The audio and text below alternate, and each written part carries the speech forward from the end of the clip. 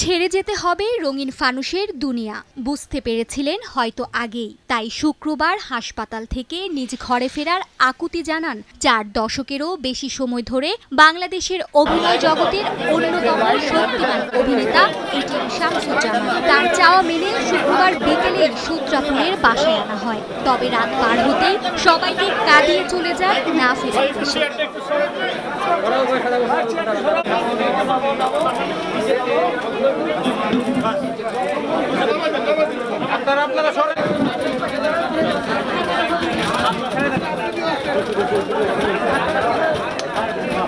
আপনারা একটু জায়গা ছাড়েন, একটু সাইড দেন ভাইয়া, একটু সাইড দেন।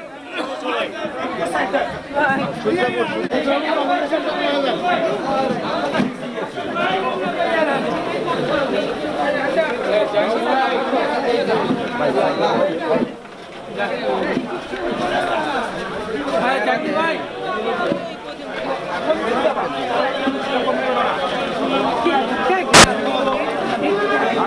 ক্যামেরার সামনে দাঁড়াই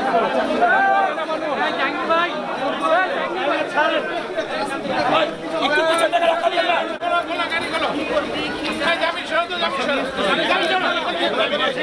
একটা মিনিট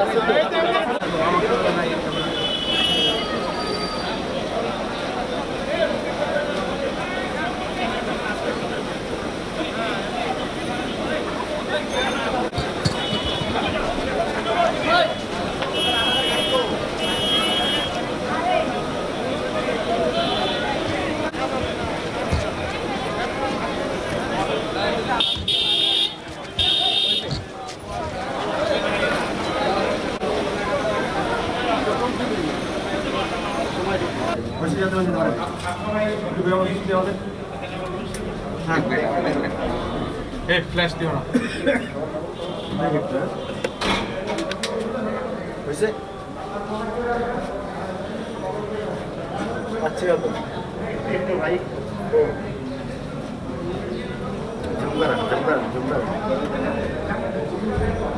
জম্বার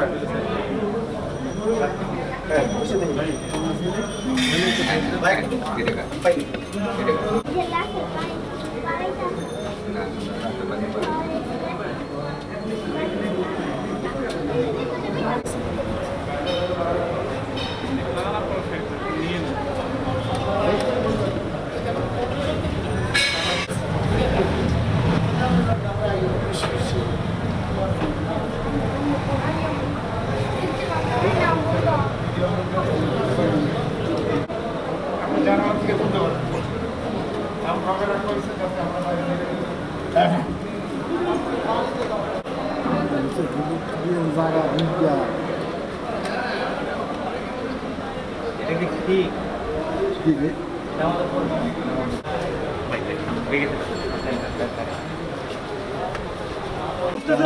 ওনার শ্বাসকষ্ট ছিল আর কি, গত 3 দিন ধরে এটা বেড়ে গেছিল। তো 2 দিন 17 তারিখে তো হসপিটালে ভর্তি করানোর পরে 19 তারিখে আমরা নিয়ে আসছি। নিয়ে আসার পরে যে ভাই কাজ করতেছে না এখানে আপনিও সরুন ত্যাগ করছেন।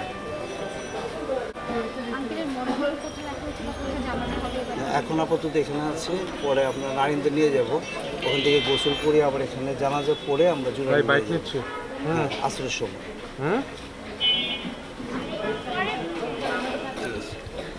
প্রধানমন্ত্রী ওনাকে যথেষ্টভাবেই দিচ্ছেন।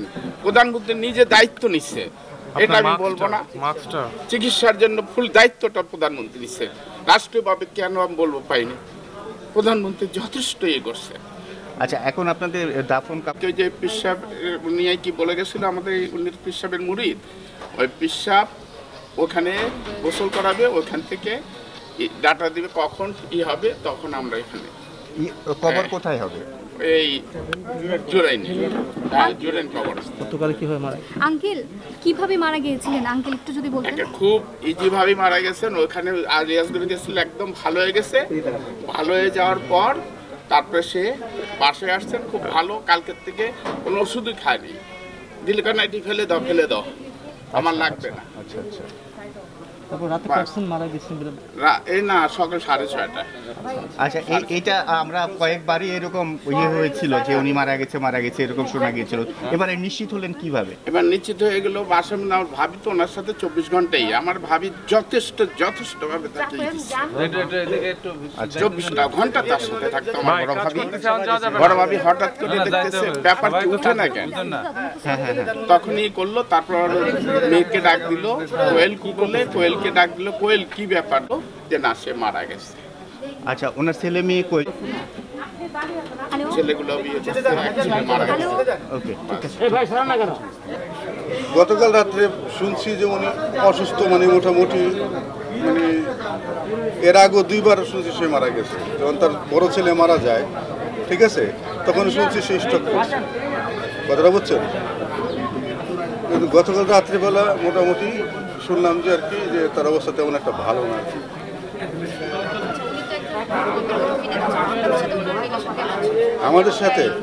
আমাদের সাথে রিলেশন কি জানেন, ওনার রাস্তা 3টাই ছিল, মসজিদ, বাসা আর অভিনয় জগৎ, এছাড়া আর কিছু না। আমাদের সালাম আলাইকুম চাচা, ওয়ালাইকুম বাস, এ পর্যন্ত। এছাড়া আমাদের সাথে খুব কম কথা বলতো। উনি আমাদের সাথে নয়, মহল্লাবাসীর সাথেই কম কথা বলতো। কারণ ওনার হিস্টোরি বলতে গেলে অনেক হিস্টোরি আছে। কারণ ওনার হিস্টোরি শুরু হয় একটা নাট্য জগৎ দিয়ে, সেটা হলো মাওলাবাগ সর্দারের থেকে, ঠিক আছে। মাওলাবাগ সর্দার একটা বিরাট প্রতিষ্ঠান, এখানে ওইখান থেকে নাট্য জগৎটা, অভিনয় জগৎটা তার শুরু হয়। হয় তাহলে বুঝতে পারবেন, এছাড়া কিছু নাই। আসগর আলীতে বুধবারে চলে গেলেন শ্বাসকষ্ট নিয়ে। আসগর আলীতে চিকিৎসায় ছিলেন, ক্যাবিনে চলে আসলেন। শুক্রবার দিন সকাল থেকে উনি ছটফট করতেছিলেন বাসায় আসবেন। ভাবিকে বললো যদি আমাকে বাসায় না নাও তাহলে কিন্তু আমি শাউট করবো। ঠিক 3টার দিকে বাসায় নিয়ে আসলেন, সবার সাথে কথা বলছেন খুব ভালোভাবে। সকালে 8টার দিকে আজকে ভাবি যখন তার প্যাম্পাসটা চেঞ্জ করতে যাবে, তখন দেখলেন উনি আর নেই। এখন আপনারা তো দেখলেন, ওনাকে নিয়ে গেলেন ওনার পিসাব নারিন্দা, ওখানে অলরেডি তাকে গোসল করাবে, জানাজা হবে। এরপর আমাদের সুলতানপুর জামে মসজিদ, তারপরে এফডিসির থেকে যারা আসতেছেন ওনারা কি সিদ্ধান্ত নিচ্ছেন ওটা আমরা জানি না। ওনারা যদি নিতে চান এফডিসিতে, তার জীবনটাই তো এফডিসিতে, অবশ্যই নেবেন, আমাদের কোনো এনে। এরপর বাদাসর জুরাইন কবরস্থান, তার বড় ছেলের ওখানে তার ফাঁসি হবে। আজকে আমার কাছে সবচেয়ে লাগলো দেশ জাতি একজন রত্ন হারালেন। আর 21 পদক পাইছেন, 21-এর দিনই উনি চলে যান। আর আমাদের পুরো পরিবারটা মাননীয় প্রধানমন্ত্রী দেশরত্ন শেখ হাসিনার প্রতি ঋণী। তার যেই চিকিৎসা হয়েছিলেন, এত টাকা তার দেওয়া সম্ভব ছিল।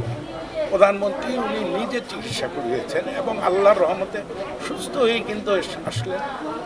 সবার সাথে একদম ভালোভাবেই 1 বছরের করোনাটায় উনি এত ভালো ছিলেন।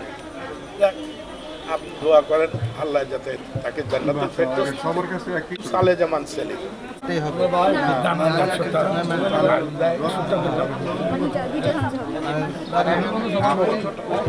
হ্যাঁ জানেন সুলতানপুর জামে মসজিদ, ছোট ভাই আমি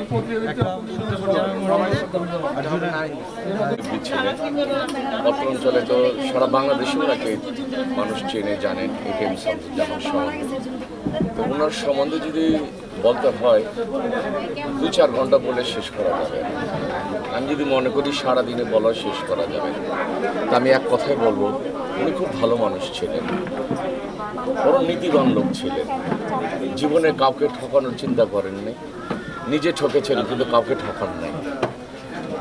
সে তার এই নীতিতে সে বিশ্বাসী ছিলেন। পরোপকারী ছিলেন, কিভাবে মানুষকে উপকার করা যায় সবসময় চিন্তা চেতনায় ছিলেন। এগুলো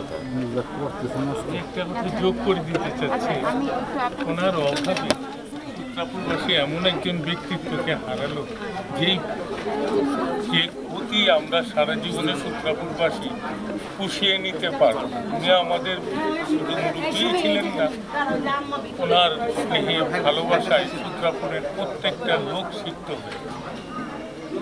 আমরা আল্লাহ পাকের কাছে আমাদের আমাদের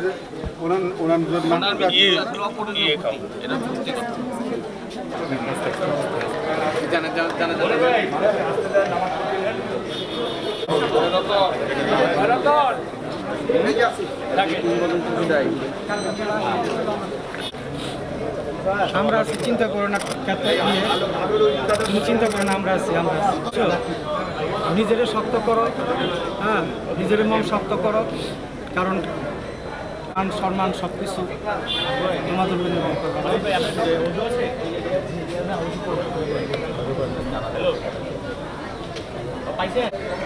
কষ্ট শাসন আমার তো লাস্ট পক্ষে। আমি যাওয়ার আগে আমি কিন্তু তার হাতে ধরে বারবার বললাম যে আপনি যাওয়ার দরকার নেই, আপনার যাওয়ার দরকার নেই। তার সঙ্গে আমার বন্ধুত্ব, তার সঙ্গে আমার বয়সের পার্থক্য আমাকে বন্ধু বলেই ডাকতে হয়।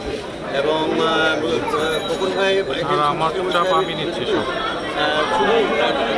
অভিনয় জগতের প্রতি তাকে তিনি অত্যন্ত বড় মাপের একজন সাহিত্যসেবী, বাংলা সাহিত্যের মানুষ তিনি। ফলে এই ক্ষতিটা শুধু আমার ব্যক্তিগত তো বটেই, আমার এত বড় সমাধান ছাড়াও সব দিক থেকে আমাদের সংস্কৃতি কর্মী হিসেবে বিরাট এবং বঙ্গবন্ধু সংস্কৃতি বোর্ডের তিনি প্রেসিডেন্ট ছিলেন এবং একেবারে আন্দোলনের সময় প্রায় 29 দিন তিনি রাস্তায় ছিলেন। সেই জন্যে সেটাও একটা অনেক তাৎপর্যপূর্ণ বিষয়।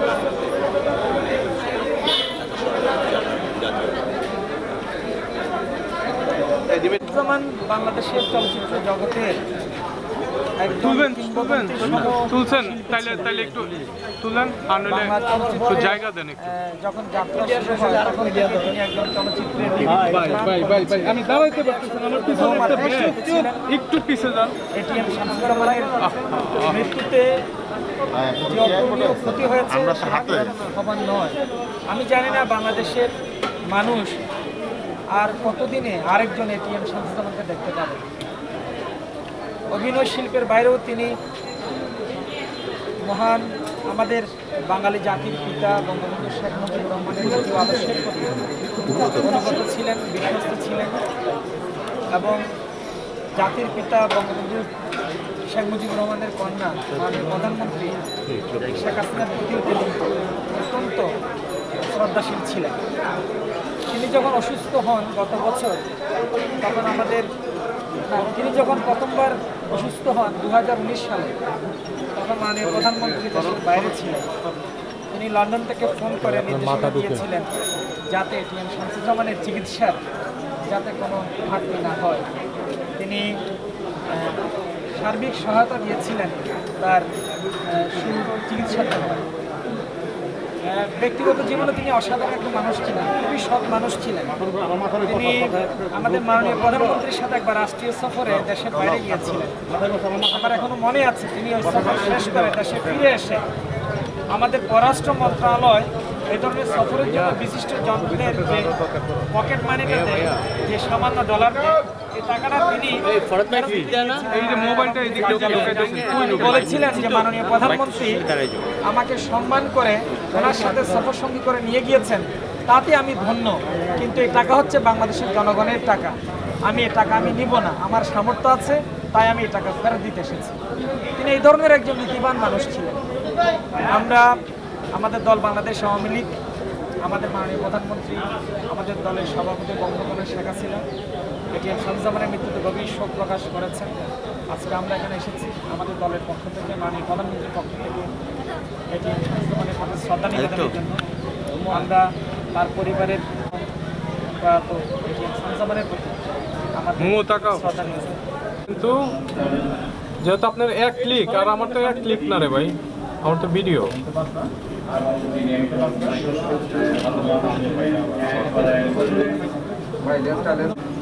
দিতে পারা যেত।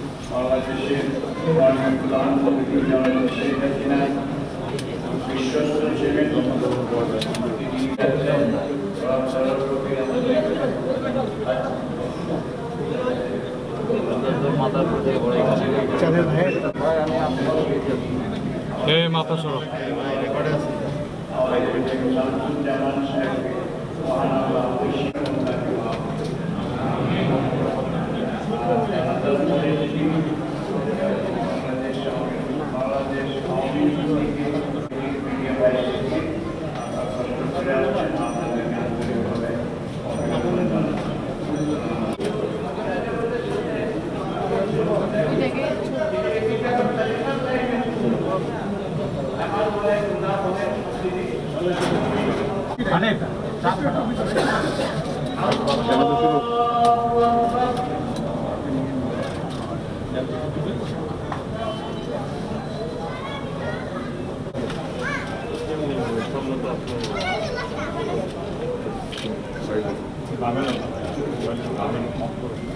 ভাই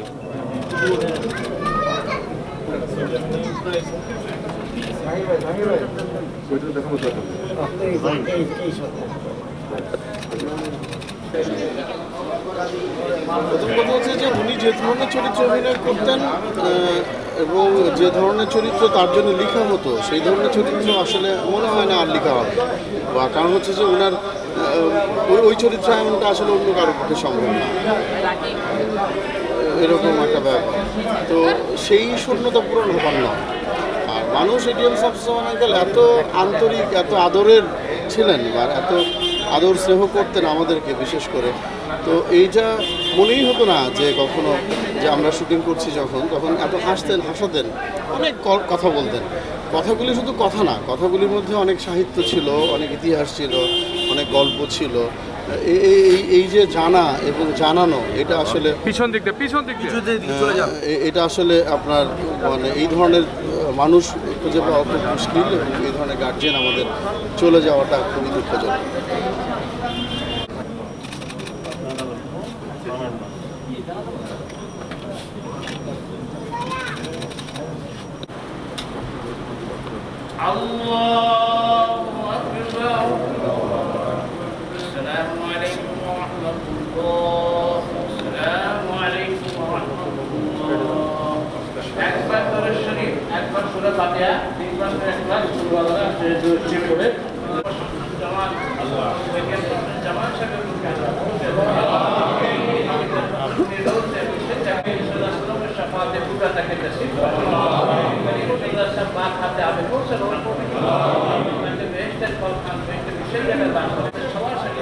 ভাই মোনাজাত মোবাইল লয়ে বয়ে রয়েছেন তাইলে? না, আমি তো হিন্দু মানুষ ভাই, আপনি আপনারটা করেন। তাহলে আপনি আমারটা না বললেও পারেন। এটা ভিতরে আমি একবার একটা প্রপারলি করে নিলাম, তারপরে লাইবার ভালো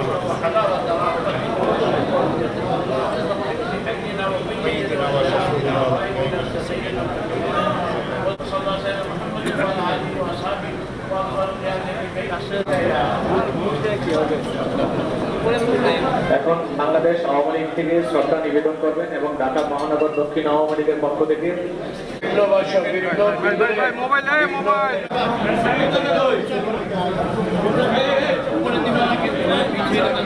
ভাই ভাই ভাই এই কালো জামা ভাই, এই কালো জামা ভাই, আপনার সামনের জন, ভাই একটু পিছন বড় ভাই, একটু পিছন। ভেতরে ঢুকতে পারি নাই কেন, এই উত্তর তো দেওয়া যাবে না এখন।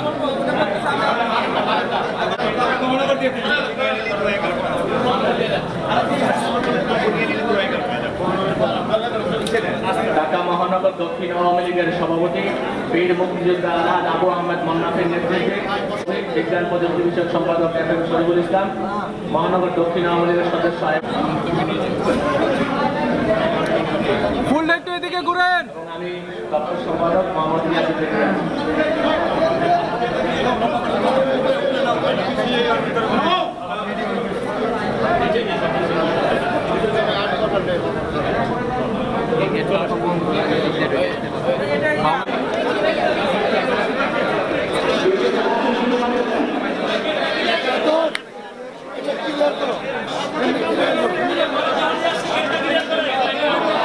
Thank you.